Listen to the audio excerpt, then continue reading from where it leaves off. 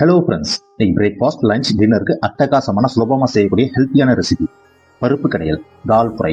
வாங்க எப்படி செய்யறதுன்னு பார்ப்போம்.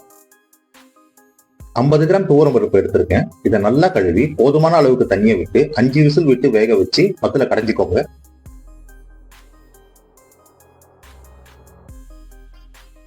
கடாயில 2 டேபிள் ஸ்பூன் அளவுக்கு எண்ணெய் விட்டுக்கோங்க. எண்ணெய் காஞ்சதும் 1 டீஸ்பூன் கடுகு நல்லா பொரியட்டும்.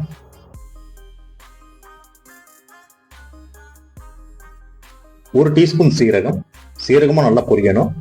நல்லா வதக்கி விட்டுக்கோங்க.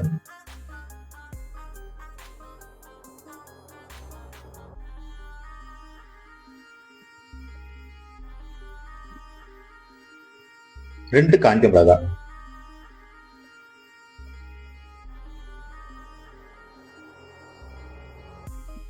இதுல ஒரு துண்டு இஞ்சி, 4 பல்லு பூண்டு, ஒரே ஒரு பச்சை மிளகாய் நல்லா பொடிசா நறுக்கி சேர்த்துக்கோங்க.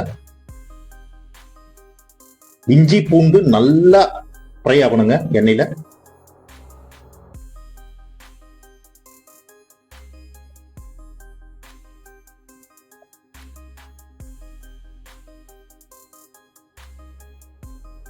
கொஞ்சம் கருவேப்பிலை சேர்த்துக்கோங்க. 2 மீடியம் சைஸ் வெங்காயம் பொடிசா நறுக்கி சேர்த்துக்கோங்க.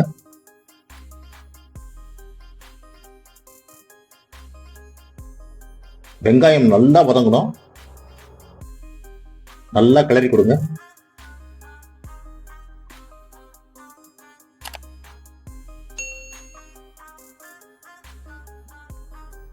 இப்போ 2 சின்ன சைஸ் தக்காளி நறுக்கி சேர்த்துக்கோங்க.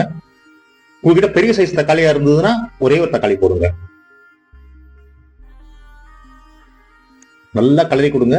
நல்லா மசியணும் தக்காளி. பெருங்காயம் ஒரு 1/4 டீஸ்பூன் சேர்த்துக்கோங்க. பருப்பு ரெசிபினாவிலே கண்டிப்பா நம்ம பெருங்காயம் சேர்த்தே ஆகணுங்க.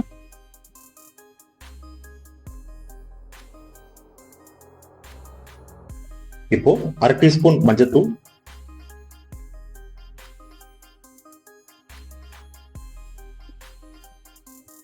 1/2 டீஸ்பூன் மிளகாய்த்தூள். மிளகாய்த்தூள் நான் எதுக்கு சேர்க்கிறேன்னா கலருக்காக தாங்க சேர்க்கிறேன்.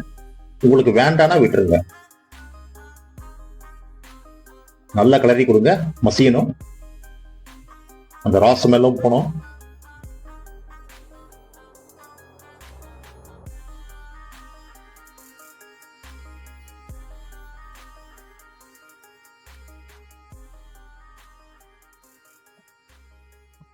இப்போ நம்ம வேக வச்ச அந்த துவரம் பருப்பை இதுல சேர்த்துக்கோங்க. நல்லா கிளறி கொடுங்க.